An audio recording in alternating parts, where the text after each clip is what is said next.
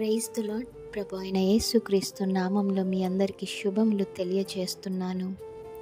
ఈ రోజున ఎంతమంది ప్రార్థన చేస్తున్నారు? ఎంతమంది బైబిల్ చదువుతూ ఉన్నారు? ఎంతమంది విజ్ఞాపన ప్రార్థనలు చేస్తున్నారు? ఎంతమంది యాచనలు చేస్తూ ఉన్నారు? కృతజ్ఞతాస్తుతులు చెల్లిస్తూ ఉన్నారు? సంఘాలుగా ఎంతమంది ప్రార్థన చేస్తూ ఉన్నారు? సంఘానికి ప్రార్థన దేవుడిచ్చిన ఒక బలం అండి. It's a mighty weapon. ప్రార్థనకు బైబిల్ అనేది పెద్దపీట వేస్తూ ఉంది. ప్రార్థన ఎంత ముఖ్యమో మనకు బైబిల్ చదవటం కూడా అంతే ముఖ్యము. ఆ రెండు కూడా మనకు రెండు కళ్ళ వంటిది. ప్రార్థన అనేది చాలా ప్రాముఖ్యమైనది. ప్రార్థన చేసిన వాళ్ళ కుటుంబాలు, ప్రాంతాలు ఆశీర్వదింపబడ్డాయి, దీవింపబడ్డాయి. మరి ప్రార్థన విశ్వాసాన్ని సస్టైన్ చేసుకోవటానికి ఉపయోగపడుతుంది. ప్రార్థన చేయటమే అవసరముగా తీసుకోవాలి, అంతేగాని అవసరం కోసము ప్రార్థన చేయకూడదండి. మరి బైబిల్ లేఖనాల్లో ఈ ప్రార్థన గురించి నేను కొన్ని మాటలు చూపించాలని ఆశపడతా ఉన్నాను.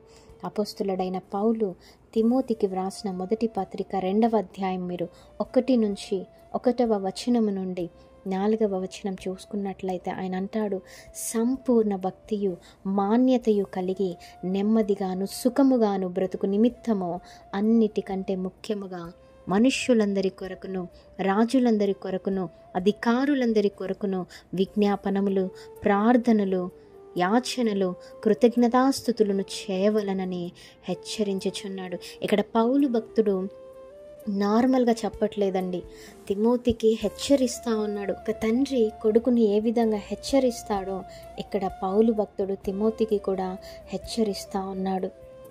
మనలో ఎంతమంది మరి దేశం కోసం ప్రార్థిస్తూ ఉన్నాము? ప్రజెంట్ మన దేశంలో, మన రాష్ట్రాలలో ఎంతగా గలిబిలి జరుగుతుందో మనం చూస్తూ ఉన్నాము. ఎక్కడా కూడా శాంతి లేదు, సమాధానం లేదు.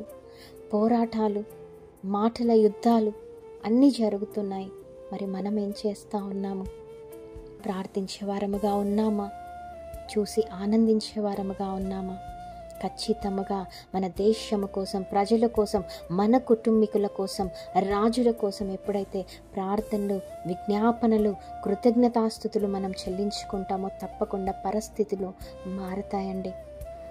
ఈ వీడియోస్ కనుక మీకు ఉపయోగపడుతున్నాయి అనేసి అనిపించినట్లయితే మీ ఫ్యామిలీ అండ్ ఫ్రెండ్స్కి షేర్ చేయండి. ఛానల్ని సపోర్ట్ చేయండి. సువార్త వెళ్ళని చోట్లకు కూడా వెళ్ళేలాగా ప్రయత్నిద్దాము. ఆమేన్. Praise the lord.